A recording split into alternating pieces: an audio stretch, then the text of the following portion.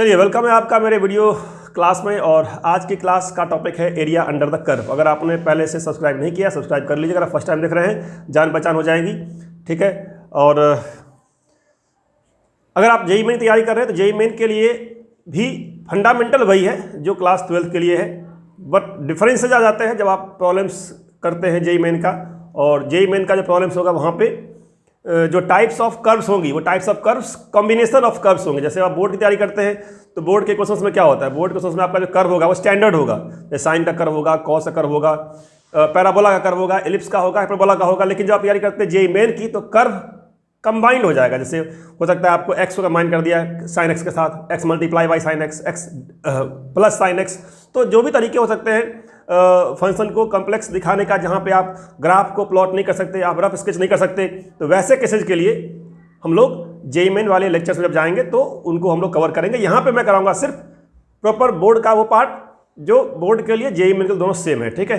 तो क्या है एरिया अंडर कर्व? तो area under curve, area under curve, ठीक है। क्या होता है एरिया अंडर कर्व? तो अलग अलग केसेज हैं, ठीक है, अलग अलग केसेज हैं। तो अलग अलग केसेस में क्या है आपका, सबसे पहला केस है area under curve. Area under curve, area under curve, ये सबसे फर्स्ट केस है।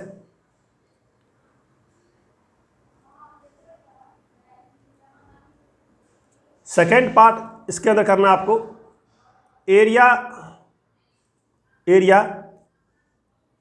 Bounded by curve and line. और थर्ड केस में क्या होगा, area bounded by two curves. Area bounded by two curves. ये तीन डिफरेंट टाइप के प्रॉब्लम्स आपको डील करना है एरिया के अंदर, ठीक है। एक एरिया अंडर कर्व जहां पर सिंगल कर्व दिया होगा, दूसरा area bounded bye curve and line, एक कर्व दिया होगा, एक लाइन दिया होगा आपको, ठीक है। हो सकता है कर्व लाइन इंटरसेक्टिंग हो या इंटरसेक्टिंग ना हो, लेकिन एक कर्व एक लाइन दिया रहेगा। और third area bounded by two curves, और you can say two curves and one line, two curves and one line.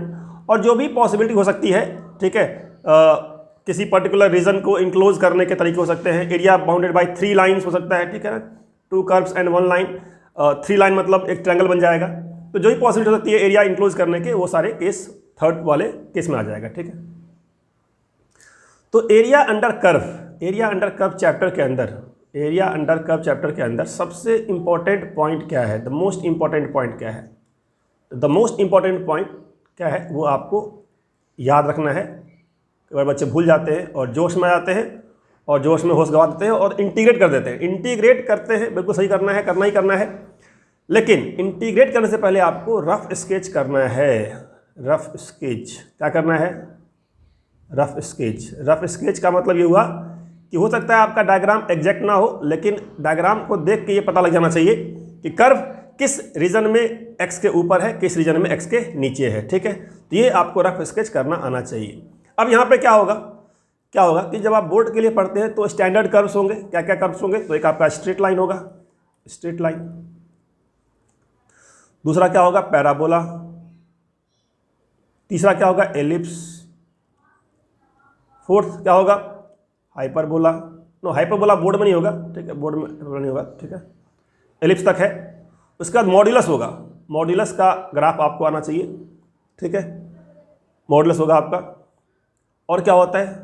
Cubic function हो सकता है, रेसिप्रोकल हो सकता है। तो बहुत सारे केसेज हैं बोर्ड के लिए भी। इन्हीं केसेज को अगर आप कंबाइन कर देंगे, जैसे दो आपका फंक्शन है, एक आपका स्ट्रेट लाइन है y इक्वल टू एक्स, एक आपका ट्रिग्नोमेट्री है साइन एक्स, मल्टीप्लाई कर दीजिए एक्स साइन एक्स, बस आपका क्वेश्चन हो गया जेईई मेन का। आप साइन एक्स लीजिए, मल्टीप्लाई कर दीजिए एक्स के साथ, क्वेश्चन हो गया आपका जेईई मेन का। एक्स लीजिए, ई एक्स लीजिए, अगर मैं कहता हूँ ई एक्स का एरिया निकाल लीजिए किसी पर्टिकुलर पॉइंट ए और बी से, आप निकाल लेंगे। मैं कहता हूँ एक्स का निकालिए एरिया पर्टिकुलर पॉइंट ए और बी से, तो आप निकाल लेंगे एरिया। लेकिन मैं कहता हूँ एक्स ई एक्स का निकालिए, तो हो गया क्वेश्चन जेईई मेन का, क्योंकि स्टैंडर्ड कर्व नहीं रहा वो, ठीक है। तो पहले हम लोग देखते हैं कि क्या क्या केसेज हैं एरिया अंडर कर्व के अंदर, ठीक है। तो एरिया अंडर कर्व के अंदर क्या क्या केसेज हैं, तो अलग अलग केस पॉसिबल है। हो सकता है आपका कर्व आपका कर्व हो सकता है एक्स के ऊपर इस तरीके से हो, एक केस ये है, और आपको निकालना है कहाँ से कहाँ तक, एक्स इक्वल टू ए से लेकर के एक्स इक्वल टू बी तक, ये केस ही हो सकता है। ठीक है, तो ये इसका एरिया हो गया, एरिया अंडर कर्व कहाँ तक हुआ, अप टू एक्स एक्सिस, ये by default up to x axis. ठीक है ना, अगर आपको एक्स इक्वल टू ए से एक्स इक्वल टू बी, अगर लिमिट आपका एक्स पे है तो एरिया कहाँ तक होगा, एक्स एक्सिस तक होगा।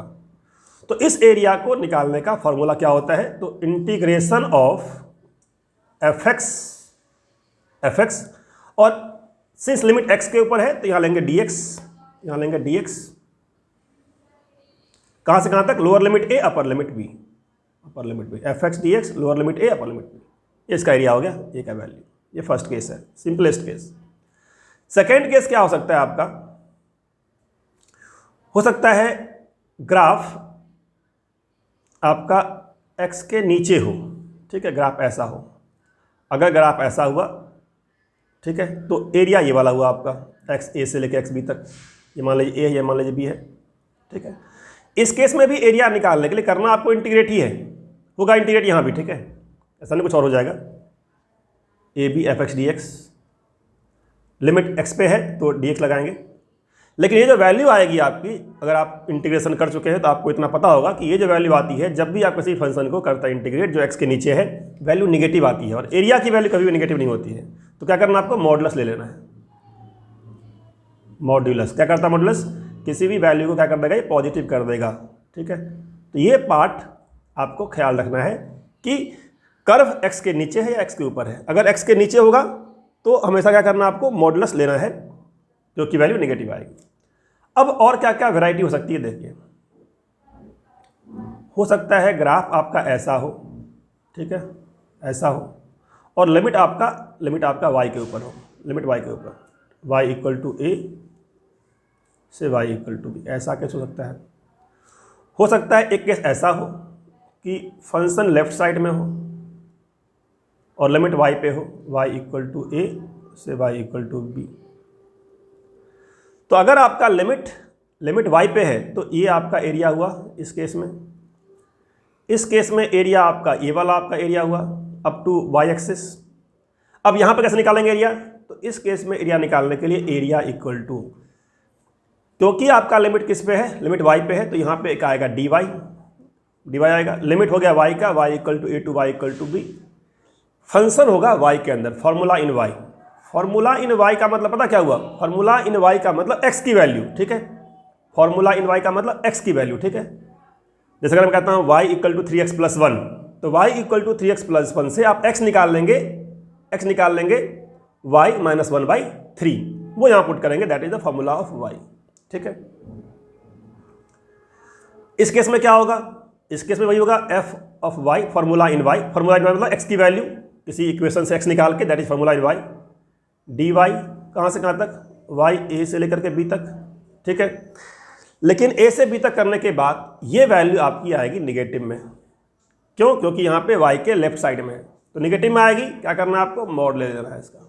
ठीक है, तो ये 4 पॉसिबिलिटी हो गई। एक पॉसिबिलिटी और हो सकती है, क्या दिखा रहा हूँ आपको, 1 2 3 4। एक 5th पॉसिबिलिटी ऐसी हो सकती है कि ग्राफ x के ऊपर भी हो और x के नीचे भी हो। ठीक है, मान लीजिए आधा ग्राफ x के ऊपर है, आधा नीचे है। केस ऐसा भी हो सकता है कि ग्राफ ऐसा हो, आधा राइट में आधा लेफ्ट में। तो ये सब पॉसिबल केसेज, 6 पॉसिबल केस मैंने दिखा दिया आपको। किसी भी क्वेश्चन के अंदर जहाँ पे एरिया की बात हो रही है, अगर आप करेंगे इंटीग्रेट तो यही 6 पॉसिबल केस मिलेगा आपको। क्या करना आपको, बस ये जान लेना है कि कर्व किस रीजन में ऊपर है, किस रीजन में नीचे है। अब अगर मैं 5th की बात करूँ, मैं बोलूँ फंक्शन अगर एफ एक्स है, तो 5th में दिख रहा है आपको कि अगर ये पॉइंट ए है, ये पॉइंट बी है, ये पॉइंट सी है, तो ए से लेकर के बी तक का जो एरिया आएगा, जो इंटीग्रेशन आएगा वो पॉजिटिव आएगा। लेकिन बी से लेकर के सी तक का जो एरिया आएगा, जो वैल्यू आएगी इंटीग्रेट करने के बाद, वो नेगेटिव आएगी। तो जब आप यहाँ पे लिखेंगे इसका इंटीग्रेशन, तो क्या करेंगे, तो आप करेंगे क्या, integration a to b F x D x, तो ऐसे ही रखेंगे। लेकिन जब आप b से c करेंगे, b से c, तो b से c में क्या कर देंगे, एफ एक्स डी एक्स ही रहेगा। लेकिन सिंस वैल्यू नेगेटिव है, इसका मॉड ले लेंगे आप। ठीक है, क्या करेंगे, इसका मॉड लगा दीजिए, मॉड लगा देंगे, काम बन गया। ठीक है, ऐसे ही वाई के लिए है, यहाँ पे पॉइंट ले लीजिए इस तरीके से, पॉइंट मान लेता हूँ मैं, ये पॉइंट ए है, ये पॉइंट मान लेता हूँ बी है, ये पॉइंट सी है। तो ए से बी यहाँ भी F Y D Y positive आएगा, no need to take mod. लेकिन जो बी से सी है यहाँ पे एफ वाई डी वाई क्या आएगा, निगेटिव आएगा, आप मॉड ले लीजिए। ठीक है, तो यही था आपका एरिया अंडर द कर्व का डिफरेंट केस था, ये थ्योरी था। अब देखते हैं इस पर एग्जाम्पल्स देखते हैं। ठीक है, फॉर एग्जाम्पल, जब तक एग्जाम्पल नहीं देखेंगे आप समझ नहीं पाएंगे इसको। ठीक है, तो मान लीजिए मैं कहता हूँ क्या, आपको क्या करना है, आपको करना है integrate, not integrate, area of y equal to sine x.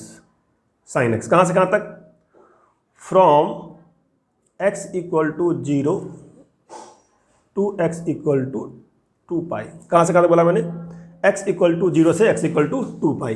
ठीक है, तो x इक्वल टू 0 से लेकर के x इक्वल टू 2 पाई तक आपको क्या करना है, एरिया निकालना है साइन एक्स का। क्या करना है, पहला काम आपको, सबसे फर्स्ट वर्क क्या होगा कि आप रफ स्केच कीजिए। ये नहीं भूलना आपको कि रफ स्केच करना है आपको, रफ स्केच का मार्क होगा। ठीक है, ये बोर्ड में इसके मार्क्स मिलते हैं रफ स्केच करने के। तो आपको साइन एक्स का रफ स्केच करने के लिए कोई एक्सप्लेनेशन नहीं चाहिए, सीधा आप ड्रॉ कर दीजिए ग्राफ। पता होना चाहिए ग्राफ कैसा होता है, साइन एक्स ग्राफ। नहीं पता है तो आप जान लीजिए 0 से 2 पाई में, पाई तक ये ऊपर और पाई से 2 पाई है नीचे। ठीक है, तो बस यही देखना है आपको कि ग्राफ कहाँ से कहाँ तक ऊपर, कहाँ से कहाँ तक नीचे। तो आधे पार्ट में ऊपर, आधे पार्ट में नीचे। तो अगर हम करेंगे 0 से पाई इंटीग्रेट किसको, साइन एक्स डी एक्स को। ठीक है, तो ये वैल्यू पॉजिटिव आएगी, not need to take mod. But जब आप करेंगे पाई से लेकर के 2 पाई तक, तो यहाँ पे ग्राफ नीचे है, इसकी वैल्यू निगेटिव आएगी। तो इसमें क्या कर लेंगे, वो मॉड लगा लेंगे। ठीक है, मैं समझ गया, आप बेचैन हो रहे होंगे कि सर जरूरत क्या है, जितनी वैल्यू इसकी आएगी उतनी वैल्यू इसकी आएगी। बात सही है, जो भी आप निकालेंगे, ये वैल्यू लेमडा आया, ठीक है, तो ये आएगा माइनस लेमडा, मॉड ले लेंगे आप। ठीक है, तो एक ही करना इंटीग्रेट, एक को इंटीग्रेट करके डबल कर लीजिए पॉजिटिव वैल्यूज के साथ। ठीक है, तो आपका आंसर आ जाएगा। मैं यहाँ पे दिखा रहा हूँ प्रॉपरली कि मान लीजिए कर्व में सिमेट्री नहीं होता, अगर ये एरिया अलग अलग होता तो कैसे करते। तो ऐसे करते कि पहले का इंटीग्रेशन, सेकंड का इंटीग्रेशन, सेकंड का पार्ट नीचे है इसलिए इसमें लगा दिया मॉड। ठीक है, तो कैसे होगा, तो साइन एक्स का कर लेते हैं पहले। साइन एक्स क्या होगा, minus cos x, minus cos 0 से पाई, यहां भी वही है माइनस कॉस एक्स, पाई से 2 पाई। ठीक है, यहां लग गया मॉड। अब माइनस कॉस एक्स से अगर मैं माइनस बाहर निकाल लूँ पहले ही, तो कॉस पाई आएगा पहले, तो कॉस पाई, ये मैंने स्टेप बाय स्टेप दिखा दिया आपको, थोड़ा सा आपको याद आ जाएगा सब कुछ, ट्रिग्नोमेट्री का वैल्यू याद आ जाएगा। और यहाँ पे प्लस है मॉड के अंदर, अगर मैं माइनस को रखूँ बाहर, ठीक है, तो माइनस को बाहर रखने पे कॉस 2 पाई पहले आएगा और माइनस कॉस पाई बाद में आएगा। लोअर लिमिट, अपर माइनस लोअर होता है। ठीक है, इसका मॉड। ठीक है, कितना, कॉस पाई -1, कॉस 0 इज 1, तो -1 -2 आगे लगा माइनस, तो +2, तो पहला वाला पार्ट ऑटोमेटिकली 2 आया, आपको मॉड नहीं लेना पड़ा। सेकंड वाले पार्ट में देखिए क्या वैल्यू आएगी मॉड के अंदर, cos 2 pi is 1, cos pi is -1, so 1 +++1, cos 2 pi is 1 and cos pi is -1, तो ये हो गया आपका 1, ये हो गया आपका -1, आगे लगा -+1, तो फाइनली ये +2 हो गया, +2 क्या लगा, आगे लगा -1, सॉरी लगा माइनस, तो मॉड के अंदर आ गया -2। ठीक है, तो सेकेंड वैल्यू ऑटोमेटिकली नेगेटिव आई, मॉड लगा हुआ है, तो फाइनली वैल्यू क्या आ जाएगी, फाइनली वैल्यू आ जाएगी 2 + 2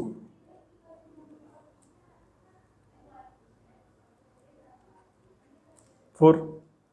ठीक है, तो ये इतना मुश्किल नहीं है, बहुत ही आसान है। आपको क्या करना है, आपको कर्व स्केच करना है, और बोर्ड के लिए सारे के सारे कर्व स्टैंडर्ड है, टेंशन वाली बात ही नहीं है। फॉर्मूला इसमें कोई नया है ही नहीं, तो बस इसलिए मैंने ये वीडियो आपके लिए बना दिया है कि आप देख लेंगे, अगर आप इसको आधे घंटे तक देख लेंगे तो आप आराम से प्रोसेस ट्राई कर लेंगे। चलिए देखते हैं नेक्स्ट स्लाइड। चलिए, तो थ्योरेटिकली आपने देख लिया क्या होता है different case area under curve. तो एरिया अंडर कर्व पे आपको थोड़ा टाइम लगाना है, थोड़ा प्रैक्टिस करना है, क्योंकि बहुत सारे कर्व हैं और इसी टॉपिक के थ्रू आप कर्व का जो स्टैंडर्ड फॉर्म्स हैं वो सारा आपका कवर हो जाएगा। ठीक है, तो ये मैं ले रहा हूँ आपका नेक्स्ट एग्जांपल, जिसमें y² = x लिया है मैंने, और y² = x का मतलब क्या होता है, ये इक्वेशन है पैराबोला का। ठीक है, तो पैराबोला का इक्वेशन है और पैराबोला का डिफरेंट इक्वेशन होता है। ये सबसे बेसिक इक्वेशन है y²x। तो मैं थोड़ा बहुत यहाँ पे आपको रिमाइंड करा देता हूँ, पता होगा आपको, नहीं पता है तो आप एक बार रिव्यू कर लीजिए इस बात को कि y² अगर 4ax है, 4ax है, सॉरी 4ax, तो इसका मतलब होता है पैराबोला जिसका वर्टेक्स तो 0,0, क्योंकि x पुट करेंगे 0, y आएगा 0। सिमेट्रिक अबाउट बोलते हैं x, y का स्क्वायर अगर है तो बोलते हैं सिमेट्रिक अबाउट x। ठीक है, y का स्क्वायर मतलब क्या? Symmetric about x। अब कुछ लोग पूछते हैं सर सिमेट्रिक अबाउट x का मतलब क्या होता है? सिमेट्रिक अबाउट x का मतलब ये हुआ कि जितना ये x के ऊपर है उतना ही x के नीचे है। जितनी हाइट किसी पर्टिकुलर पॉइंट के लिए, मान लीजिए मैं कोई x लेता हूँ, कोई पॉइंट लेता हूँ, तो x की किसी वैल्यू के लिए अगर y की वैल्यू y1 है, मान लीजिए x की किसी वैल्यू के लिए y की वैल्यू x1, y1 है, तो x की उस वैल्यू के लिए y की दूसरी वैल्यू -y1 होगी। ये मतलब होता है सिमेट्रिक अबाउट x बोलने का। ठीक है, कि किसी पर्टिकुलर पॉइंट के लिए x की वैल्यू के लिए y की दो वैल्यू होगी और दोनों वैल्यू क्या होगी? इक्वल एंड अपोजिट होगी। ठीक है, इसे कहते हैं सिमेट्री। तो सिमेट्रिक अबाउट क्या है? x है, अगर y का स्क्वायर है तो इसे कहते हैं 0,0 कहते हैं हम लोग, वर्टेक्स कहते हैं, 0, वर्टेक्स। ठीक है, और भी चीज़ें इसमें होती है, फोकस होता है, डायरेक्ट्रिक्स होता है। अगर आपको ये सब चीज़ नहीं पता तो आपको ये सब जानना पड़ेगा। आप पैराबोला का क्लास 11th का वीडियो आप देखिए, उसमें आपको मिल जाएगा, या आप ऐसे भी डाउट पूछ सकते हैं क्या होता है वर्टेक्स, क्या होता है फोकस। यहाँ पे हमें पैराबोला कैसे ओपन करेगा, राइट में कब करेगा, लेफ्ट में। तो y² अगर +4x है तो ओपन करता है राइट के अंदर, राइट साइड। अगर y² लेते हैं -4ax, क्या करते हैं? -4ax। तो y² इक्वल टू, अगर मैं लेता हूँ -4ax, तो इसका मतलब होता है parabola opening left side. Symmetric होगा ये भी, सिमेट्रिक अबाउट x। y का स्क्वायर है, सिमेट्रिक अबाउट x होगा। ठीक है, क्योंकि y का स्क्वायर होने का मतलब ये होता है कि जब भी आप कोई नंबर x का रखेंगे तो y की जो वैल्यू आएगी वो प्लस माइनस में आएगी। अगर y² 9 आया तो y हो जाएगा +-3, तो दो वैल्यू तो आना ही आना है y का। ठीक है, इक्वल एंड अपोजिट। तो कहते हैं सिमेट्रिक अबाउट x हो गया। ठीक है, y की दो वैल्यू आना इक्वल एंड अपोजिट में सिमेट्रिक अबाउट x हो गया। और वर्टेक्स वही 0,0। ठीक है, ओपनिंग लेफ्ट वर्ड, तो बोलेंगे this is parabola symmetric about x axis. दोनों ही केस में सिमेट्रिक अबाउट x। अब कब ये राइट खुलेगा, कब ये लेफ्ट खुलेगा, दैट डिपेंड्स कि प्लस है या माइनस है। माइनस है तो symmetric about x axis opening right words, opening towards left, sorry, opening towards left बोलिए। और यू कैन से negative x direction, you can से negative x axis, towards negative x axis. ठीक है, इसको बोलते हैं symmetric about x and opening towards positive x axis. मैं लिखता हूँ इसको, symmetric about x opening towards positive x axis. अगर आप थोड़ा और ऐड करना चाहते हैं तो ऐड कर सकते हैं वर्टेक्स इसका 0,0 विद वर्टेक्स एट 0,0। यहाँ भी आप कर सकते हैं ऐड वर्टेक्स एट। तो इतनी इन्फॉर्मेशन से आप पैराबोला ड्रॉ कर सकते हैं। ठीक है, ये तो दो हो गए, दो और होते हैं वो हम लोग नेक्स्ट प्रॉब्लम में कर लेंगे। फिलहाल यहाँ y का स्क्वायर था तो ये दोनों हमने यहाँ कवर कर लिया। ठीक है, तो अब मुझे इसका ग्राफ ड्रॉ करने में कोई दिक्कत नहीं है। y² + x है, आप आसानी से ग्राफ ड्रॉ कर सकते हैं इसका। तो ग्राफ ड्रॉ करिए और देखिए, ट्राई करिए कैसा इसका एरिया आएगा, क्योंकि ग्राफ ड्रॉ करना ही एक चैलेंज है इस चैप्टर के अंदर।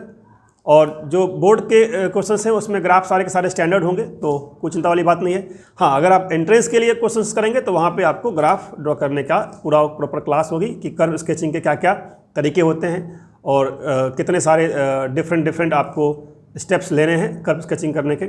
वो अलग से क्लास आप उसका वीडियो देखेंगे। ठीक है, तो let's draw the graph of y² equal to x। बहुत सिंपल है, आप वेट मत कीजिए, आप खुद से कर सकते हैं, आंसर निकाल सकते हैं इसका और फिर मेरे आंसर से मैच कर सकते हैं आप। तो कैसा होगा y² x symmetric about x axis, क्योंकि y का स्क्वायर है, प्लस है तो यहाँ पे राइट साइड में खुलेगा, ये राइट साइड में खुलेगा, जितना ऊपर उतना ही नीचे खुलेगा। ठीक है, और क्या दिया हुआ, x = 1 x = 4। सो x = 1 लाइन कौन सी होती है, तो ये मैं ड्रॉ कर लेता हूँ x = 1 line. Let's say x = 1 line यहाँ पे है। ठीक है, और यहाँ पे x इक्वल 4 लाइन है। आप चाहें तो x इक्वल 1 पे, x इक्वल 4 पे y की वैल्यू निकाल के देख सकते हैं। जब x होगा 4 तो y हो जाएगा +2 यहाँ पे, यहाँ हो जाएगा -2। तो यहाँ से समझ में आ रहा है कि ये सिमेट्रिक ग्राफ है, ठीक है। x लेंगे 1 तो y आएगा +1, 1,1 एंड 1,-1। कोई जरूरत नहीं यहाँ पे, फिर मैंने दिखा दिया सिमेट्री समझाने के लिए, ठीक है। सिमेट्री का मतलब क्या होता है। अब कौन सा निकालना एरिया आपको, तो एरिया इन फर्स्ट क्वाड्रेंट, ये मेंशन किया इन्होंने, क्योंकि एरिया यहाँ पे दोनों है, ऊपर भी नीचे भी है, तो ये मेंशन किया है first quadrant. So be careful कि क्या मेंशन किया हुआ है, फर्स्ट क्वाड्रेंट। तो आपको सिर्फ ये एरिया निकालना है, फर्स्ट क्वाड्रेंट का एरिया निकालना है। ऐसे दोनों एरिया सेम होगा, फर्स्ट का और फोर्थ का। आपको फर्स्ट का निकालना है, आपको पूरा का निकालना हो तो डबल कर देंगे। तो फर्स्ट का निकालना सीख लेते हैं। तो फर्स्ट का एरिया निकालने के लिए क्या करेंगे, हम लोग एरिया निकालने किस पे, एक्स पे निकाल रहे हैं, along x on x axis up to x axis. तो एक्स एक्सिस पे लिखने का मतलब ये हुआ, या लिमिट एक्स पे अगर लेना है, दैट मीन्स क्या हुआ, दैट मीन्स इंटीग्रेशन क्या हो जाएगा, एफ एक्स, फार्मूला इन एक्स, क्योंकि मेरा लिमिट एक्स पे है, ठीक है। लिमिट किस पे है, एक्स पे है, ठीक है। तुम लोग कहते हैं एक्स पे लिमिट है कहाँ से कहाँ तक, x इक्वल टू 1 से 4। तो बस ये याद रखिए कि हॉरिजॉन्टल वर्टिकल स्ट्रिप से कोई मतलब नहीं है, कोई चक्कर नहीं है। बस याद रखिए कि अगर आपने लिमिट लिया है x का, x इक्वल टू 1 से x इक्वल टू 4, तो फॉर्मूला होगा एफ एक्स का, ठीक है, इनटू में dx। अब एफ एक्स क्या मेरा, एफ एक्स का मतलब होता है वैल्यू ऑफ y। अब आप यहाँ से अगर वैल्यू ऑफ y निकालेंगे तो वैल्यू ऑफ y तो 2 आएगी, प्लस माइनस, बट सिंस मैं ग्राफ ले रहा हूँ ऊपर वाला, तो क्या लेंगे, √x। This is your 1 to 4 integration of √x dx, ठीक है। यही स्टेप हमेशा होगा, बस होगा क्या, आपका कर्व चेंज करता रहेगा, ठीक है। यहाँ पे सिंपल है y²x, यहीं पे सर्कल होगा, यहीं पे एलिप्स होगा। तो हर बार आपको क्या करना है, y निकाल लेना है, y निकाल के करना इंटीग्रेट। क्या आएगा इसका इंटीग्रेशन, तो इंटीग्रेशन ऑफ √x, ये सब बहुत सिंपल है, आप कर चुके हैं ऑलरेडी, तो बहुत टाइम वेस्ट नहीं करेंगे। पावर 1/2 है, तो 1/2 + 1 3/2 डिवाइड बाई 3/2, तो यहाँ आ जाएगा 2/3। लिमिट कहाँ से कहाँ तक, 1 से लेके 4 तक पुट करना आपको, एक बार अपर लिमिट, एक बार lower limit, that is the area. यहाँ पे लिख दिया area equal to A equal to, ठीक है। 2/3 बाहर कर लिया, आउटसाइड ले लिया, और 4 का पावर 3/2 माइनस 1 का पावर 3/2। 1 का पावर कुछ भी हो 1 ही आएगा, 4 का पावर 3/2, ये चैलेंज है निकालना आपके लिए। तो ये दिखाता हूँ, 4 का power 3/2, let's accept this challenge. तो 2 का स्क्वायर, और ये कुछ एक्सपोनेंशियल लॉज हैं अगर आपको याद हो, ठीक है। तो पावर्स और पावर्स आपस में मल्टीप्लाई होता है, तो मल्टीप्लाई होने का मतलब क्या होगा, 2 का पावर 2 × 3/2। बिल्कुल बेसिक्स, अगर आपको नहीं भी आता तो भी आप सीख सकते हैं। 2 का पावर 3 है, 8 हो गया यहाँ पे।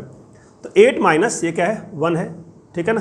तो 8 - 1 दैट इज 7, आगे लगा 2, तो 2/3 × 7, 2/3 × 7, और यू कैन से 14/3। तो आपका एरिया क्या आ गया, 14/3। स्क्वायर यूनिट लगाना नहीं भूलना है आपको, क्योंकि ये सब क्वेश्चंस में, बोर्ड में अगर आप क्वेश्चन लिखते हैं तो आपको ये आंसर लिखना है स्क्वायर यूनिट के अंदर, ठीक है। पॉइंट में जाने की जरूरत नहीं है, ऐसा कोई आप यहीं पे छोड़ सकते हैं इसको, पॉइंट में लिखने का कोई पॉइंट नहीं है, ठीक है। तो क्या है आपका इसमें करना, क्या आपको कर्व स्केच करना है, उसके बाद लिमिट लेना है, और लिमिट लेना है, इसको इंटीग्रेट करना है इसको, ठीक है। तो ये मैंने करा दिया। एक और क्वेश्चन देखते हैं इसके ऊपर। अब ये आपका आ गया सेकेंड टाइप का पैराबोला, जहाँ पे मैंने एक्स का स्क्वायर लिया है।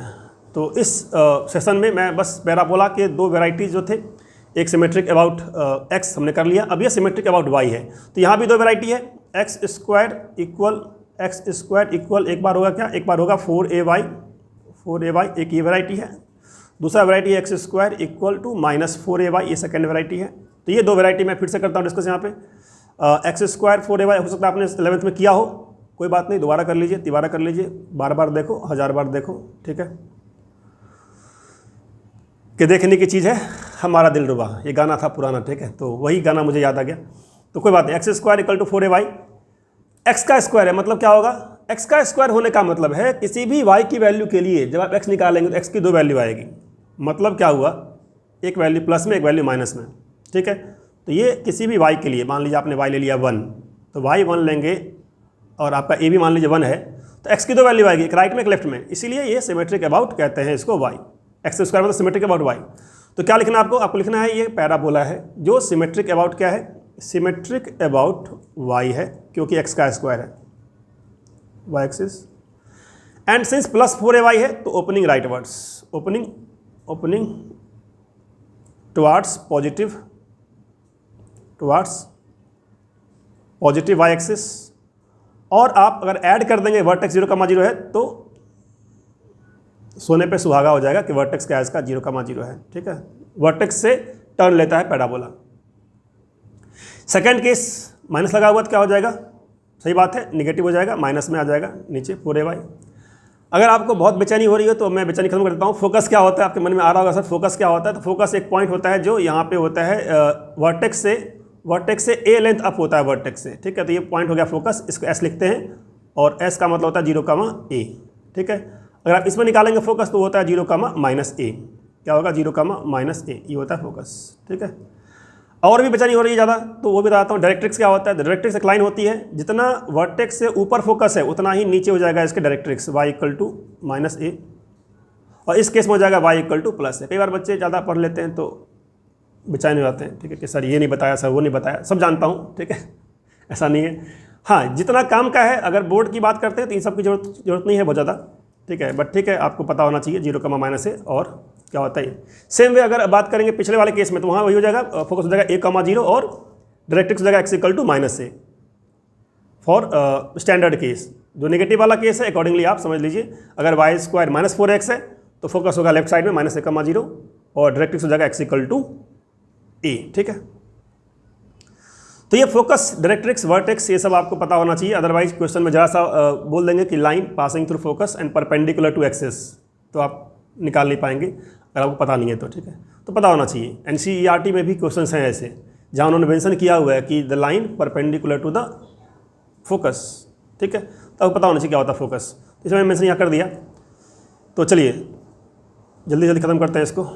तो पैराबोला हम लोगों ने सीख लिया, एरिया तो कुछ नया नहीं था, एरिया में इंटीग्रेट करना वो आपको आता ही है। कर्व में पैराबोला मैंने यहाँ पे कर दिया डिस्कस। नेक्स्ट वीडियो में मैं करूँगा एलिप्स और सर्कल, क्योंकि इस वीडियो में नहीं करूँगा, ये पैराबोला ही बहुत है, ऑनलाइन वीडियो बहुत लंबा देखना बहुत मुश्किल है, ठीक है। तो क्या होगा इसके अंदर देखते हैं। x² 4y पता लग गया। सिमेट्रिक अबाउट क्या है, सिमेट्रिक अबाउट है y, symmetric about y, opening right, opening upward, तो ये ग्राफ हो गया x² 4y का, ठीक है। कहाँ से कहाँ तक लेना है लिमिट, तो लिमिट लेना है y=2 से y=4, मतलब लिमिट यहाँ पे हॉरिजॉन्टल लाइन है y=2 means horizontal line y=2 और सेकेंड लाइन y=4, यहाँ पे लाइन हॉरिजॉन्टल है। तो ये पूरा एरिया हो गया, पूरा एरिया ही हो गया आपका। बट यहाँ भी मेंशन किया है क्या, फर्स्ट क्वाड्रेंट मेंशन किया है, इसका मतलब बस आपसे ये बताना चाह रहा है कि एरिया अगर आप फर्स्ट क्वाड्रेंट निकालें चाहे पूरा निकालें एक ही बात है। फर्स्ट क्वाड्रेंट का जो एरिया है वो निकाल लेंगे तो आप पूरे का भी एरिया निकाल सकते हैं, डबल हो जाएगा वो, ठीक है, that is not a problem. बस नोटिस करिए क्वेश्चन में क्या दिया हुआ है, फर्स्ट क्वाड्रेंट दिया हुआ है। अब यहाँ पे ये एरिया निकालने के लिए मैं यूज करूँगा कौन सा फॉर्मूला, y का फॉर्मूला, क्योंकि लिमिट किस पे है, y पे है। तो अगर लिमिट y पे है तो आपको लिखना है fy, ठीक है, dy, और y का लिमिट कहाँ से कहाँ तक, 2 से लेकर के 4 तक। fy का मतलब क्या हुआ, फॉर्मूला इन y, तो फॉर्मूला इन y का मतलब क्या, x की वैल्यू, फॉर्मूला इन y का मतलब x की वैल्यू। तो यहाँ से x की वैल्यू क्या आएगी, तो अगर x² आपका था 4y तो x की वैल्यू क्या आएगी, x की वैल्यू आ जाएगी 2√y, प्लस माइनस आएगी, मैं प्लस लेता हूँ क्योंकि मैं इस बात राइट वाले पार्ट को कर रहा हूँ डिस्कस। तो राइट वाले के लिए क्या है, x पॉजिटिव है, ठीक है, x लिया मैंने, इसके लिए पॉजिटिव, दैट इज़ 2√y। तो यहाँ हो जाएगा 2, गलती से भी आप माइनस मत ले लीजिएगा, ठीक है, 2√y लेना है आपको।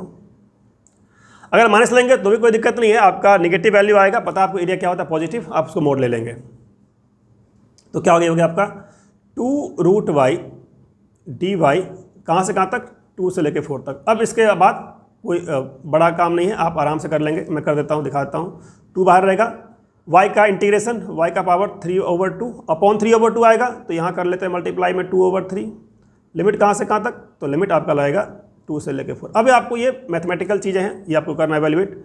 तो 2 4/3 हो गया, 4/3, एरिया खत्म हो गया। एरिया कहाँ तक था, एरिया था आपका सिर्फ यही तक जहाँ पे आपने कर्व स्केच किया है और कर्व स्केच के करके आपने शेडिंग किया है, ठीक है। सिंस एरिया फर्स्ट में था इसलिए हम लोग डबल नहीं किया, अगर ये पूरा एरिया होता तो डबल कर लेते, ठीक है। तो 4/3 क्या आ जाएगा, ये आ जाएगा आपका 4 का पावर, अगेन फिर से आ गया 4 का पावर, वो तेरा पीछा ना मैं छोड़ूंगा छोड़िए गाना था, तो वही पीछा नहीं छोड़ रहा है आपका, इसके 2 की पावर 3/2 से 3/2 यहाँ भी, 3/2 यहाँ भी, देखना चाह रहे हैं वो कि आपका कितना अच्छा फाउंडेशन है, फंडामेंटल्स है। तो 4/3 क्या गई, 4 का पावर 3/2 फिर से वही आएगा, 2 का स्क्वायर कट गया तो 2 का स्क्वायर से 2 गया तो 2 का पावर 3 दैट इज 8 माइनस ये क्या है, ये तो कुछ कैंसिल होगा नहीं, तो 2 का पावर 3/2 का मतलब होता है 2 का पावर 3/2 का मतलब होता है एक 2 पूरा पूरा और एक 2 आधा, ये मतलब होता है। दैट मीन्स हो गया 2 स्क्वायर रूट 2। बस ये आपका आंसर आ गया। आप चाहें तो यहाँ पे छोड़ सकते हैं, साथ में स्क्वायर यूनिट लगाना ना भूलिए, स्क्वायर यूनिट, ठीक है। क्योंकि इसके बाद मल्टीप्लाई भी करेंगे तो बहुत कुछ नहीं होगा, क्या आएगा 32/3 आएगा, माइनस में 8/3√2 आएगा, तो यहाँ पे छोड़ सकते हैं आप। तो ये इस तरीके से मैंने आपको क्या बताया आज की क्लास में। आज की क्लास में मैंने बताया आपको एरिया अंडर कर्व, सिर्फ इतना बताया एरिया अंडर कर्व। और एरिया अंडर कर्व में भी अभी सारा कर्व पूरा नहीं हुआ, सिर्फ हमारा क्या हुआ पैराबोला हुआ है, तो हमारा एलिप्स भी होगा, सर्कल भी होगा, ठीक है, और मॉड्यूलस होगा। उसके बाद सेकेंड लेक्चर में हम लोग करेंगे, थर्ड में करेंगे हम लोग क्या कहते हैं area bounded by the curves. तो कम से कम 3-4 लेक्चर का है, फर्स्ट मैंने करा दिया है, नेक्स्ट करेंगे नेक्स्ट वीडियो में। Thank you very much.